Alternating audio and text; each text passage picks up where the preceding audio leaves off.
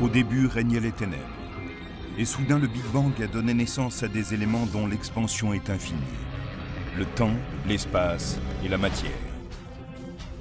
Aujourd'hui, ils se sont développés plus que l'on ne peut l'imaginer, au-delà des limites de la planète où nous vivons, pour créer ce qu'on appelle l'univers.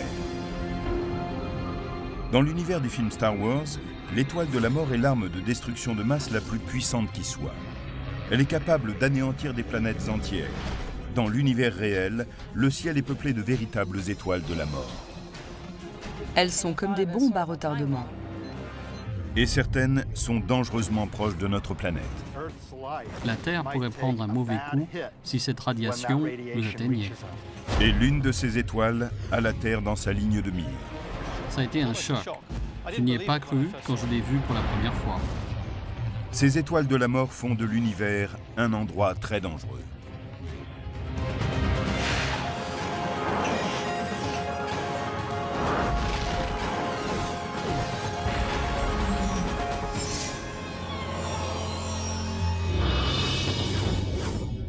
À des milliers d'années-lumière de la Terre, une étoile supermassive est sur le point de s'auto-détruire.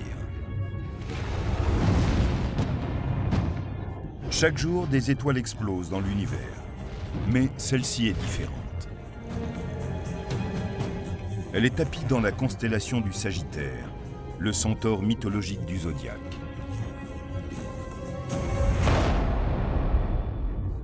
Cette étoile, du nom de WR104, à la force destructrice, pourrait prendre comme cible notre fragile planète bleue et émettre des radiations létales qui enflammeraient la couche d'ozone qui nous protège. Cela provoquerait de véritables bouleversements climatiques, l'extinction de nombreuses espèces végétales et animales, et peut-être même la fin de l'humanité. WR104 n'est qu'une des millions d'étoiles de la mort massive de l'univers. Ces terribles corps célestes sont des géants très âgés, tout près de se faire eux-mêmes exploser vers un au-delà stellaire. À ce moment-là, il ne reste plus rien pour soutenir les couches extérieures de l'étoile contre la gravité, donc elle s'effondre d'un seul coup vers l'intérieur. Leur dernier souffle peut marquer le coup d'envoi de la plus grande explosion de l'univers connu, une explosion de rayons gamma ou sursaut gamma. Cette déflagration produit plus d'énergie que le Soleil au cours des 10 milliards d'années de sa vie. Si l'une de ces explosions se dirigeait vers la Terre, la vie telle que nous la connaissons pourrait cesser d'exister. Voilà ce qui pourrait arriver avec WR104, ce qui fait réellement d'elle une étoile de la mort. Dans le film Star Wars, l'étoile de la mort est l'arme de destruction ultime. Cette étoile prédatrice est de la science-fiction, mais la réalité est bien plus effrayante.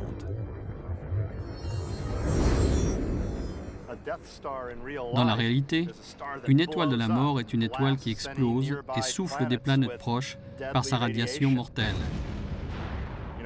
C'est bel et bien une étoile de la mort.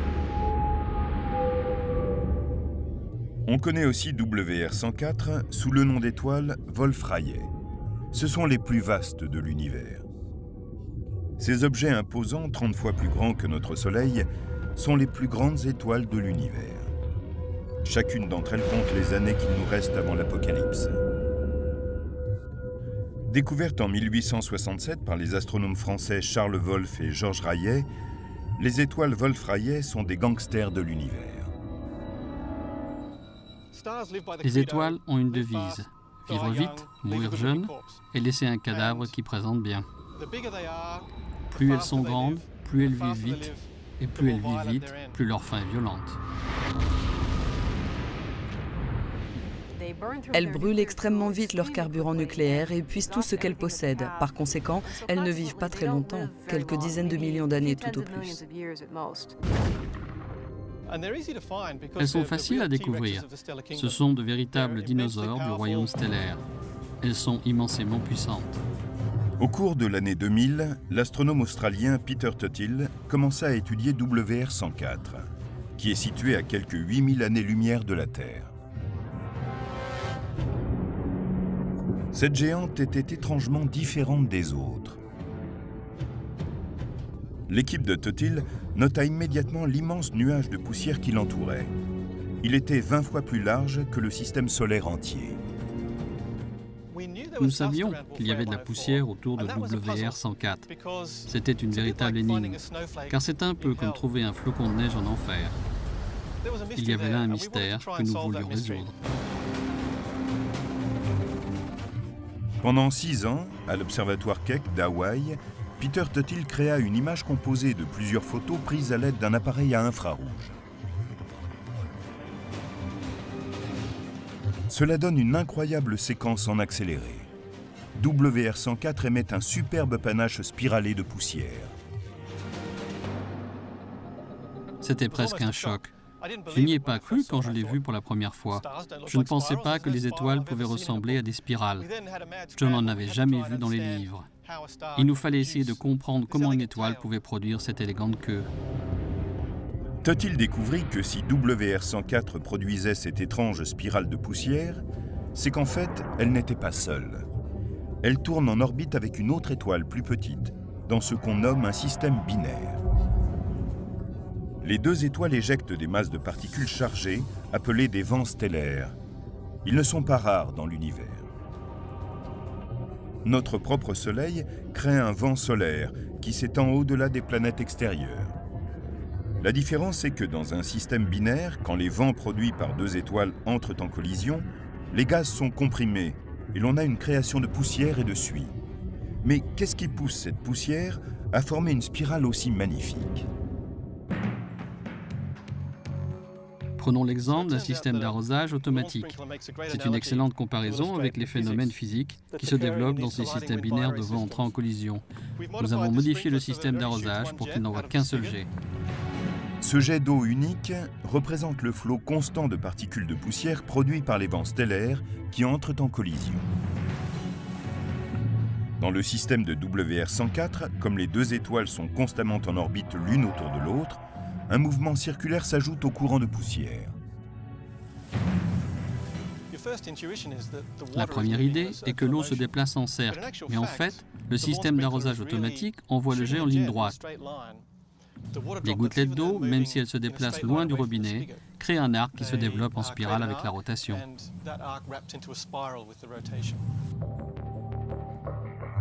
Cette spirale posait encore plus de questions, parmi lesquelles la plus troublante. Quel type d'étoile de la mort avait pu devenir WR104 ? Les étoiles Wolf-Rayet peuvent être considérées comme des bombes à retardement, car elles sont tellement massives qu'elles ne peuvent vivre très longtemps. Une fois qu'elles ont brûlé tout leur carburant nucléaire, il ne leur reste rien pour lutter contre la pression permanente de la gravité. À ce moment-là, le cœur de l'étoile s'effondre et les couches extérieures tombent vers l'intérieur, puis rejaillissent vers l'extérieur en une immense explosion. Cette explosion est une supernova, une immense déflagration qui illumine un bref instant toute la galaxie.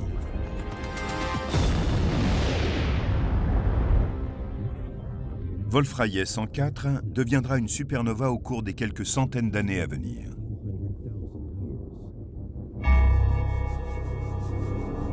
À 8000 années-lumière d'ici, l'explosion même ne présente aucun risque pour la Terre. Mais il y a une chance que la supernova déclenche l'événement le plus violent de l'univers. Une explosion de rayons gamma ou sursaut gamma.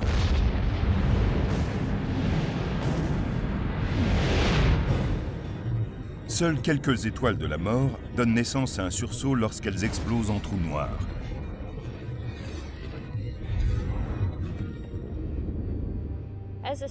Quand l'étoile s'effondre, elle produit un immense champ électromagnétique. Et en un instant, l'énergie de ce champ magnétique est transformée en particules de matière et d'antimatière, qui entrent ensuite en collision les unes avec les autres et génèrent une énorme émission d'énergie. Ce sont les rayons d'énergie les plus puissants du spectre électromagnétique. Ils sont plus dangereux que les micro-ondes, l'énergie infrarouge et même les rayons X.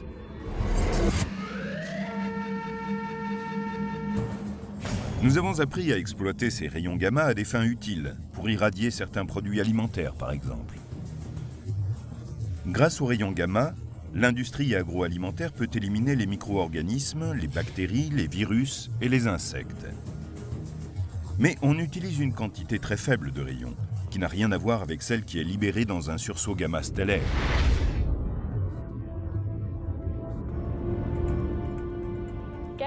Les explosions de rayons gamma produisent tellement de radiation que si nous devions produire l'équivalent sur Terre, ce serait comme faire exploser une énorme quantité de bombes nucléaires. Ce serait dévastateur pour la vie sur la planète.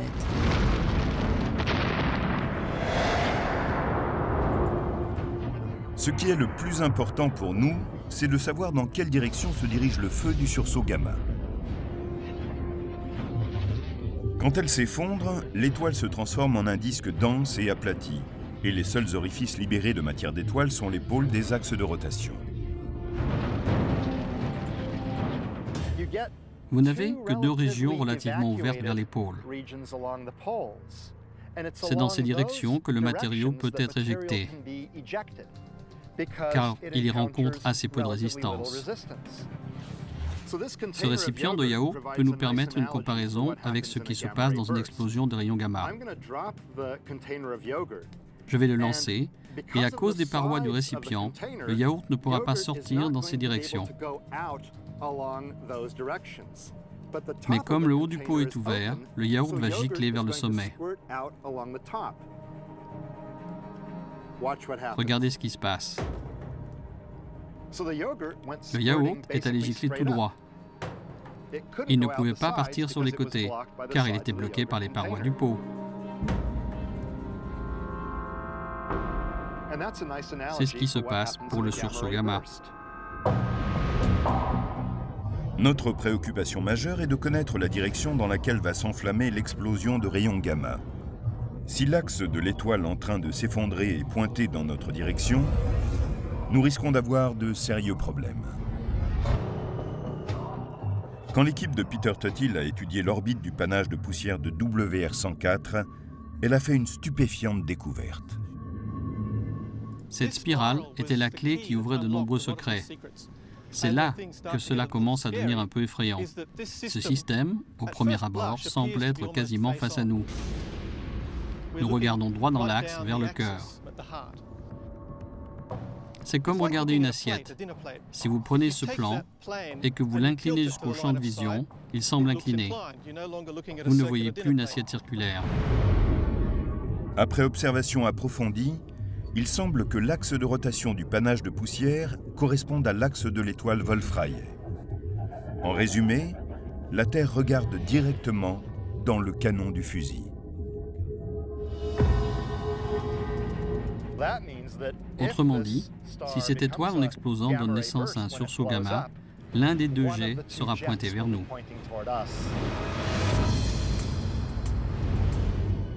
La magnifique spirale de Wolf-Rayet 104 apparaît soudain messagère de malheur.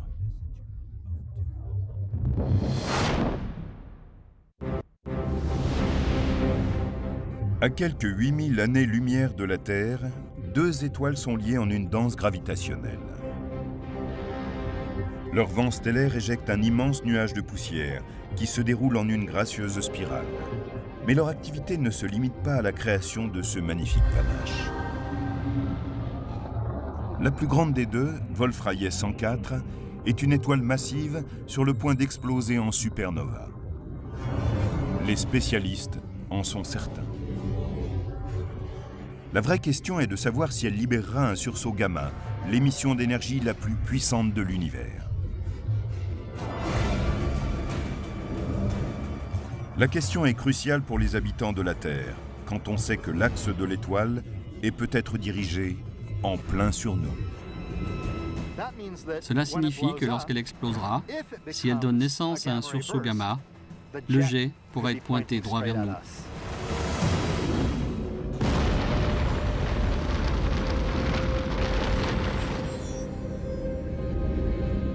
Dans la constellation du Sagittaire, WR104 compte les heures avant sa destruction. Ce sont les astrologues romains qui, il y a 2000 ans, l'ont baptisé de ce nom qui en latin signifie « l'archer ». On peut se demander si les anciens se doutaient de ce que nous découvrons aujourd'hui. Pouvons-nous faire quelque chose contre cet archer? WR-104 peut être considéré comme une flèche pointée dans notre direction, prête à être décochée. Les astrophysiciens ne sont pas tous d'accord. Le rayon bien centré d'un sursaut gamma peut-il parcourir d'aussi grandes distances dans l'espace? Le 23 avril 2009, le télescope spatial Swift, en orbite autour de la Terre, a enregistré un sursaut gamma à 13 milliards d'années-lumière de la Terre, à la limite de l'univers visible.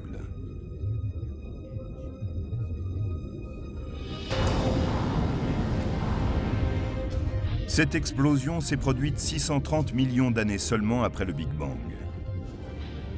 Cela veut donc dire que les rayons gamma d'une étoile en train d'exploser ont voyagé pendant 13 milliards d'années, à la vitesse de la lumière, avant que nous puissions les voir. Ceci en fait le plus vieil objet stellaire de l'univers connu. Nous ne connaissons aucune étoile ou galaxie plus éloignée que ce sursaut gamma. C'est l'objet isolé le plus lointain et le plus discret que nous ayons jamais vu. À 8000 années-lumière seulement, un sursaut gamma de Wolf-Rayet 104 pourrait générer une catastrophe. Si Wolf-Rayet 104 explosait, l'éclair que nous apercevrions serait beaucoup plus éclatant que la lumière du Soleil, en particulier en raison de l'énergie des rayons gamma. Un seul sursaut gamma peut facilement surpasser en intensité la lumière de millions de galaxies. Et chaque galaxie contient une centaine de milliards d'étoiles. Cette étoile de la mort est une bombe à retardement dont le mécanisme est déjà en marche. Les spécialistes sont certains qu'elle se transformera en supernova. Mais des questions demeurent sur la possibilité qu'elle libère des rayons gamma vers la Terre. C'est le premier point que nous devons établir. S'il y a une explosion de rayons gamma, sera-t-elle dirigée vers nous? L'axe en spirale de l'étoile semble être pointé vers la Terre. Mais le rayon du sursaut gamma pourrait-il atteindre sa cible s'il doit voyager durant des milliers d'années-lumière? Et sommes-nous bien la cible de cet archer? Nous pensons que cet axe est pointé droit sur nous, mais il n'est pas impossible qu'il y ait un léger écart, suffisant pour que le rayon du sursaut gamma passe à côté de nous.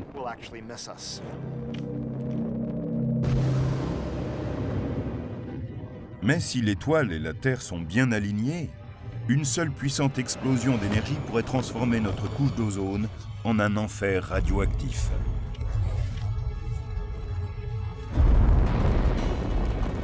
Même un sursaut gamma, qui a parcouru des milliers d'années-lumière, peut réduire au moins de moitié notre couche d'ozone. Cela ne tuera pas toutes les espèces, mais pourrait provoquer ce qu'on appelle une extinction de masse.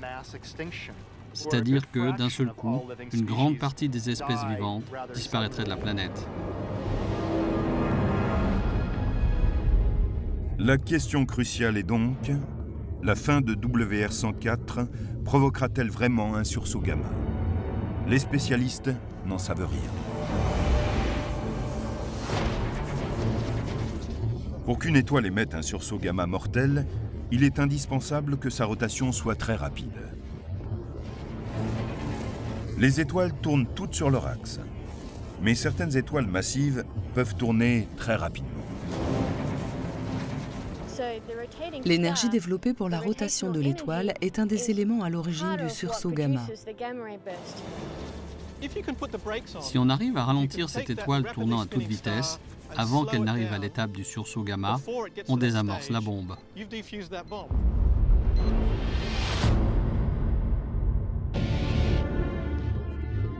Des preuves scientifiques ont fait apparaître que l'univers mettait lui-même une sorte de frein à ces étoiles.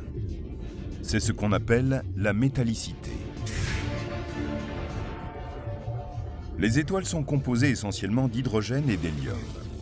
Mais des éléments plus complexes et plus lourds naissent à chaque fois qu'une étoile explose.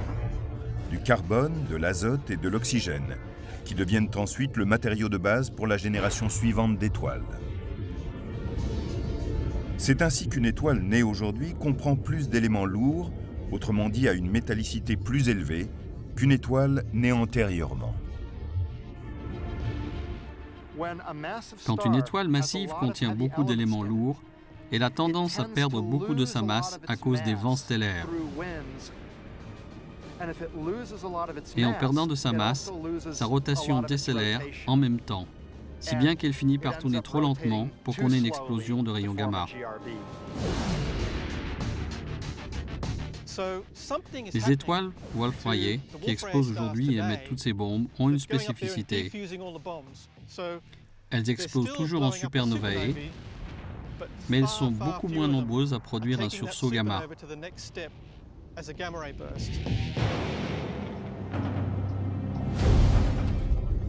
Ces freins pourraient-ils ralentir suffisamment WR104 pour qu'elle ne soit plus un danger pour la Terre? Beaucoup d'astronomes le pensent.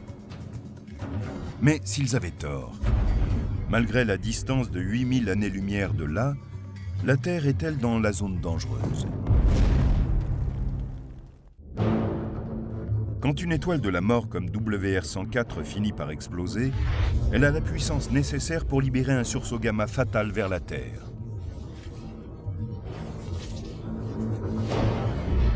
On pense que cette étoile est à environ 8000 années-lumière de la Terre.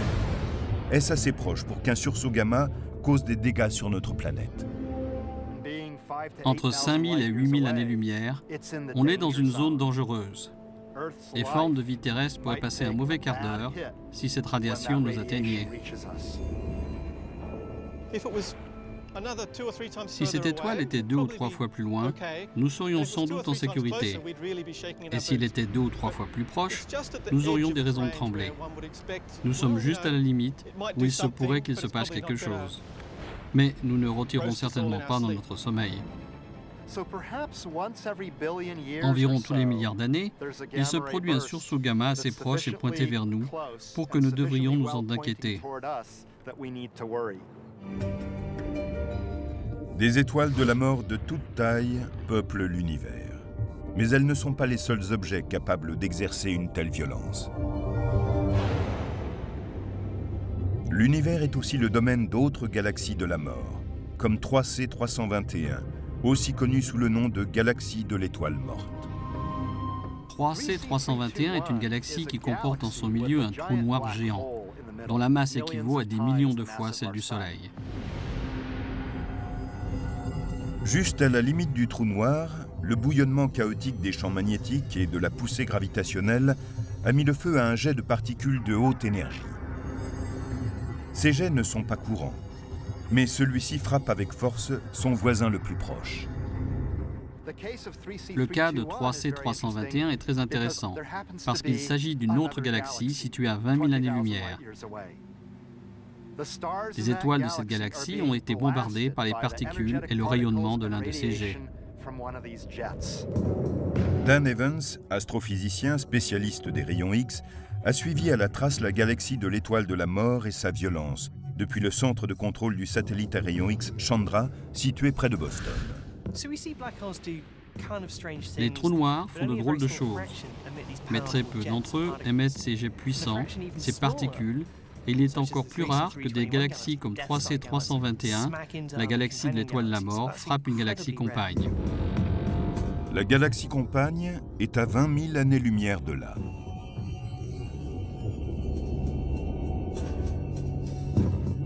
Son rayon d'énergie, qui est encore plus puissant que celui du sursaut gamma d'une étoile en train de mourir, brûle sans relâche sa réserve de carburant, qui semble sans limite.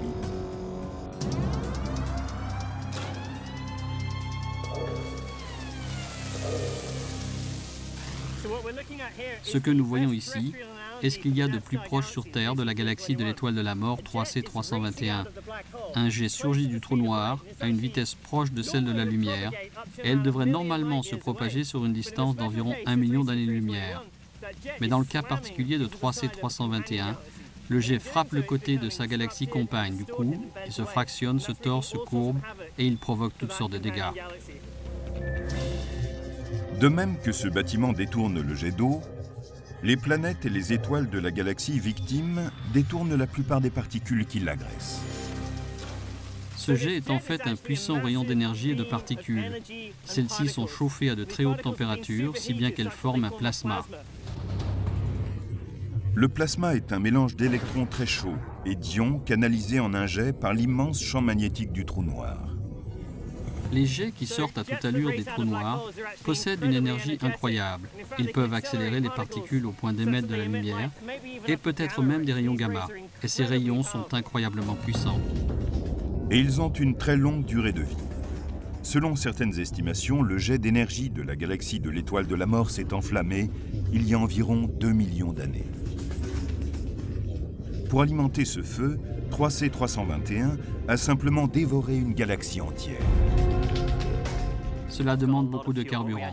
Actuellement, nous pensons que ce qui s'est passé, c'est qu'il y a eu une fusion antérieure. Une autre galaxie est tombée dans une galaxie principale. On trouve en effet un magnifique couloir de fumée qui signifie qu'une galaxie a déjà été mise en pièces et qu'au cours de l'événement, la masse a été précipitée dans le trou noir. Après avoir épuisé la réserve de particules de plasma d'une autre galaxie, la galaxie de l'étoile de la mort doit énergiser d'une manière ou d'une autre les particules qui se présentent alors comme un jet. Les trous noirs possèdent de puissants champs magnétiques et tourbillonnent à grande vitesse. Ce sont deux éléments qui permettent d'enflammer les particules. Les spécialistes pensent que le fait que les jets brûlent dans une certaine direction est en relation avec la poussière et le gaz qui encerclent le trou noir. Dans une galaxie active comme 3C321, qui possède en son centre un trou noir supermassif, on a un anneau de matériaux semblable à ce beignet qui l'entoure. Dans ce cas, des particules de haute énergie, situées près du trou noir, ne peuvent pas en émerger à travers l'anneau, sur le même plan que la galaxie. Elles ne peuvent sortir que le long de l'axe où il y a relativement peu de matériaux obstructifs. Malheureusement pour la galaxie compagne, elle est située juste devant le centre de l'anneau.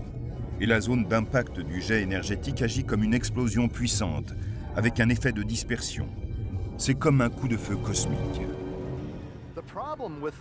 Le problème du jet de particules à haute vitesse et de la radiation frappant une plus petite galaxie qui se trouve à 20 000 années-lumière, c'est que ce jet est assez vaste pour englober un grand nombre d'étoiles dans cette galaxie. Toutes créatures d'une planète tournant autour des étoiles de cette galaxie sont alors en sérieux danger.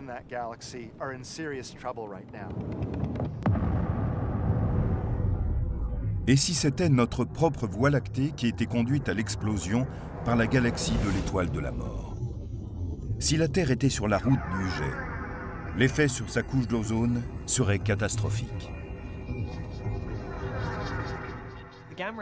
Les rayons gamma du jet de 3C321 convertissent le gaz d'azote en oxyde azoté et ceux-ci agissent comme catalyseurs pour détruire l'ozone.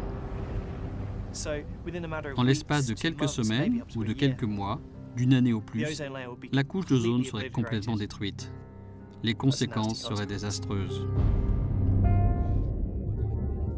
Mais comme pour beaucoup de phénomènes de l'univers, on retrouve aussi le même paradoxe. De la mort naît la vie. En effet, 3C321 ne détruit pas seulement, elle crée. Ce qui me plaît le plus chez 3C321, c'est qu'elle démontre clairement que les trous noirs ne se contentent pas de tout engloutir dans l'univers. Le jet qui en sort attaque le côté de la galaxie compagne. Bien sûr, c'est une force destructrice. Mais en fin de compte, les nuages de gaz comprimés au cours de cette action peuvent former des étoiles. Ces étoiles forment des planètes, et ces planètes voient naître des formes de vie. Ce magnifique cycle de naissance, de destruction et de renaissance est consubstantiel à l'univers et au trou noir. Dans l'avenir, notre Voie lactée pourrait fusionner d'elle-même avec la galaxie d'Andromède, toute proche, et créer une nouvelle galaxie de l'étoile morte. Ce serait un événement violent qui signerait certainement la fin de la Terre. Mais il semble qu'il ne pourrait se produire que dans plusieurs milliards d'années. D'autres dangers stellaires traversent à très grande vitesse notre galaxie. Ce sont les étoiles hyper véloces. Rien ne peut les arrêter.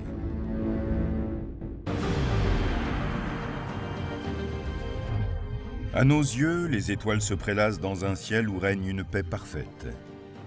Mais quand on y regarde de plus près, on y remarque des étoiles de la mort, prêtes à s'éteindre.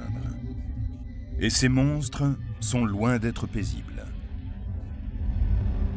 Une étoile brûle tout l'oxygène de son noyau et le convertit en hélium. Pour cela, elle doit être assez massive pour pouvoir brûler cet hélium et le convertir en des éléments plus lourds comme le carbone, l'oxygène et l'azote. Ce processus libère une énorme quantité d'énergie. Cette fusion produit une énergie analogue à celle libérée par une bombe à hydrogène.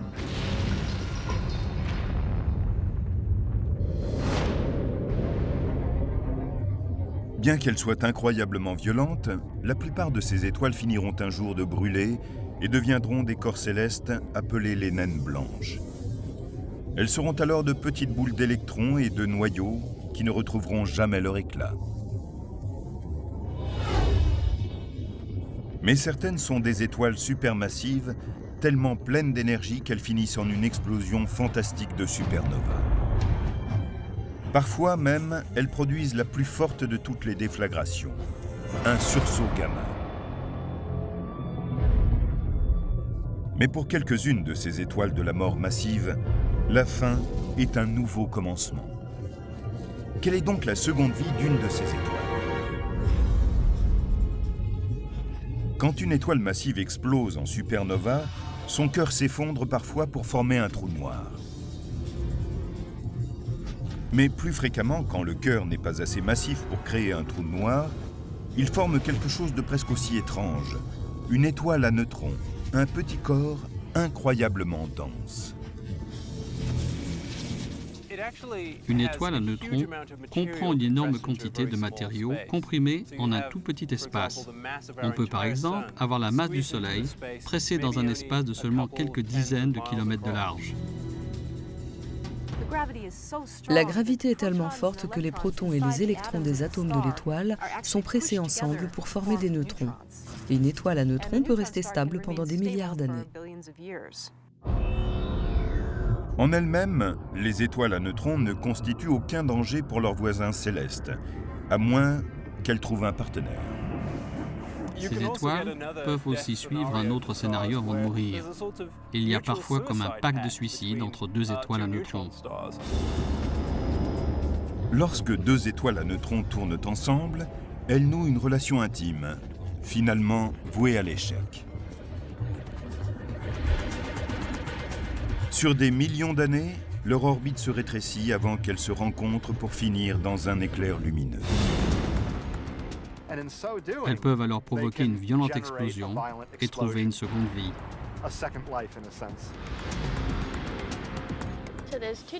Il y a deux types de sursauts gamma.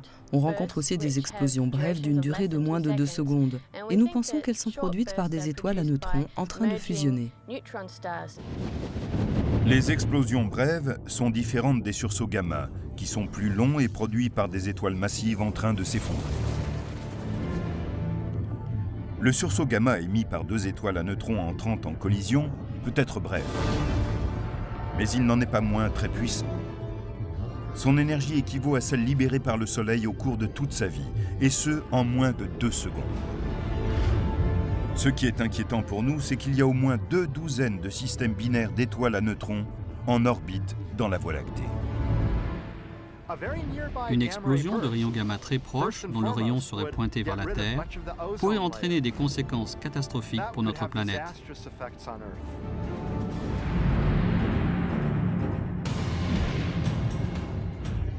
Selon certaines estimations, il se produit une fusion d'étoiles à neutrons tous les 100 millions d'années, à l'intérieur d'une zone distante de 3000 années-lumière du Soleil. C'est à peu près la même fréquence que celle des extinctions de masse enregistrées dans les fossiles terrestres. Est-ce une coïncidence ou faut-il s'inquiéter de cette dernière danse stellaire dont les rayons gamma pourraient souffler notre couche d'ozone et abîmer la planète? Les scientifiques n'ont pas encore la réponse.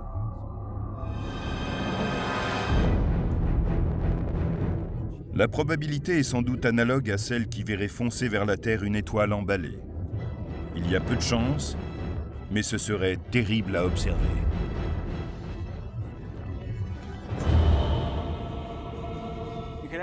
Il est possible qu'un ensemble d'étoiles orbitant ensemble dans la même zone éjectent parfois l'une d'entre elles et qu'elles partent simplement de son côté.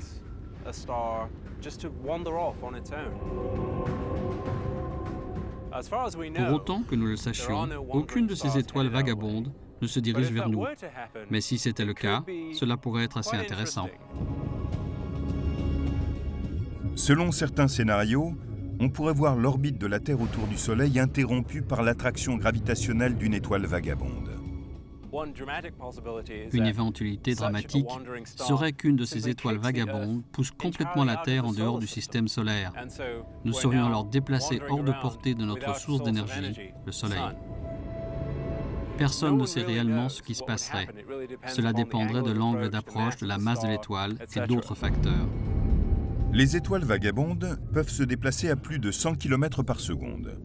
C'est certes rapide, mais pas assez pour échapper à l'attraction gravitationnelle de la Voie lactée. Pourtant, certaines pourraient se libérer et filer comme des flèches dans l'univers. C'est ce qu'on appelle les étoiles hypervéloces.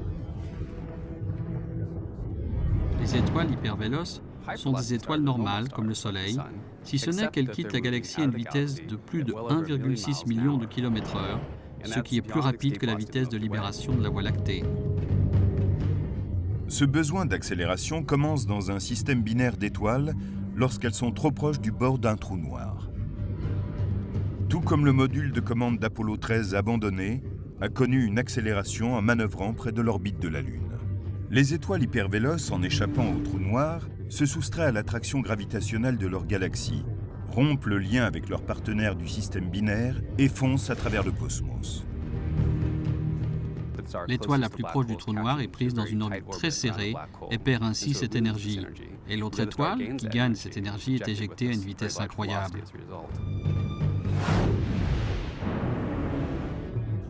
L'éjection d'une étoile hypervéloce ressemble à un effet de fronde. À l'instant où l'orbite de l'étoile binaire est rompue, l'étoile est propulsée avec une force inimaginable dans le vide de l'espace.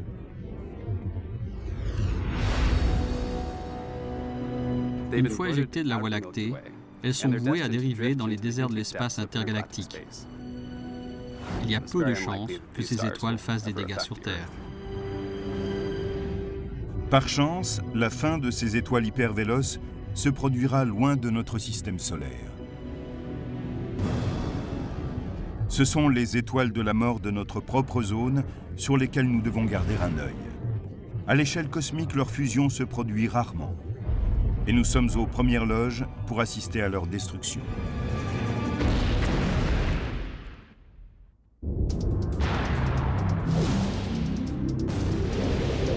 Dans certains coins reculés de l'univers, d'innombrables étoiles sont vouées à une mort certaine, condamnées à une disparition violente et spectaculaire. Plus près de la Terre, on trouve plusieurs dizaines d'étoiles, dans une zone qui couvre 20 années-lumière à partir de la Terre, dont quelques-unes s'apprêtent à mourir.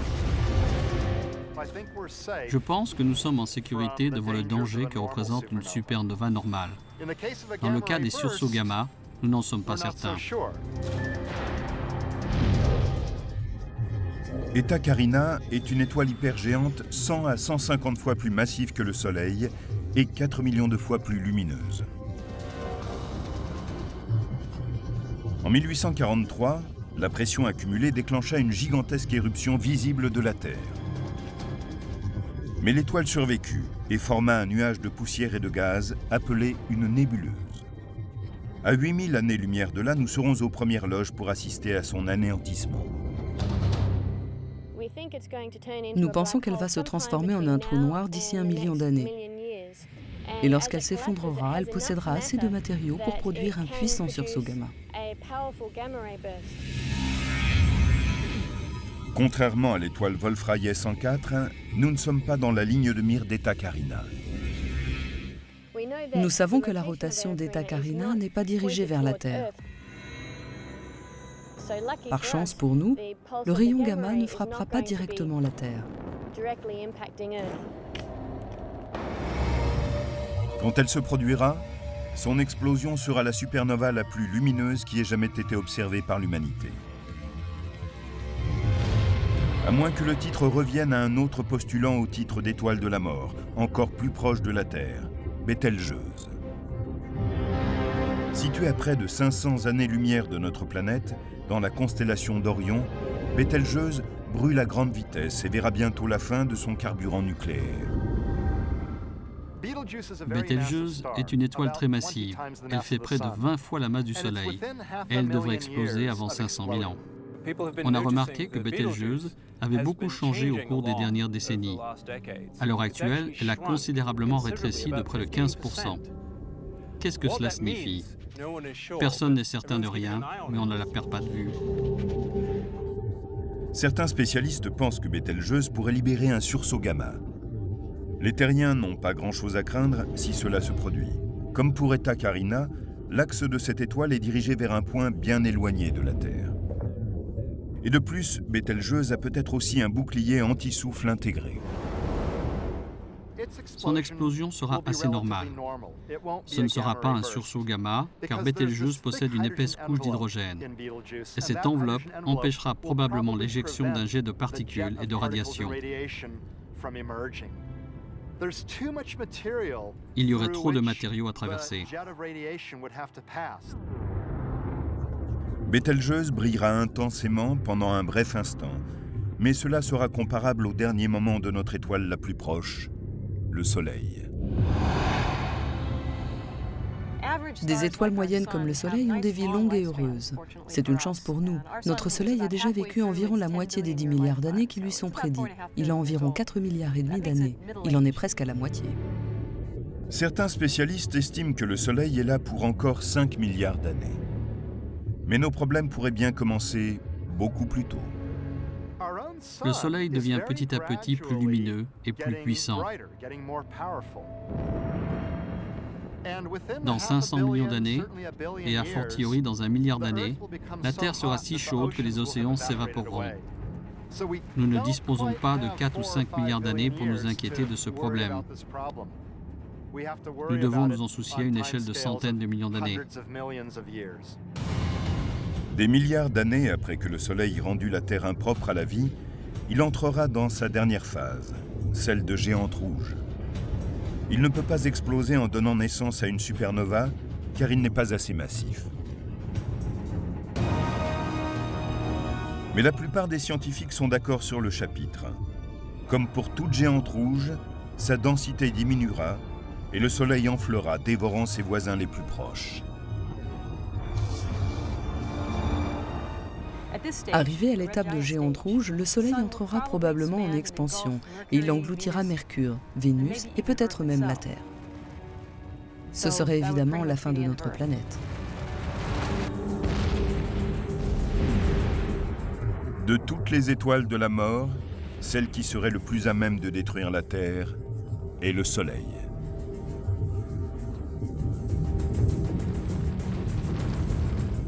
Cela signifierait la mort de notre planète, mais ce n'est qu'un maillon du cycle de la création. Les étoiles de la mort ôtent la vie, mais elles en sont aussi à l'origine. Les éléments lourds que nous avons dans le corps ont été littéralement produits par des générations d'étoiles éjectées dans le cosmos lors d'explosions stellaires. Nous ne serions pas là si certaines étoiles n'explosaient pas violemment à la fin de leur vie. Comme Carl Sagan le disait, nous sommes faits de matière d'étoiles, nous sommes faits de poussière d'étoiles.